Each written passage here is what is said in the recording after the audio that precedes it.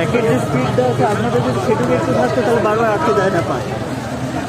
সামনে বহু কমরেড দাঁড়িয়ে আছে, তাদের অনুরোধ করছি একটু পেছনে চলে আসুন। আরেকটু এগোন, আরেকটু এগোন,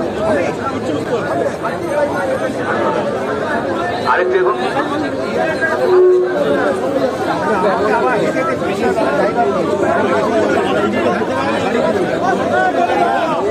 কমরেড যারা সামনে দাঁড়িয়ে আছেন পেছনে চলে যান, পেছনে চলে যান, মিছিলটা সাজাতে সুবিধা হবে।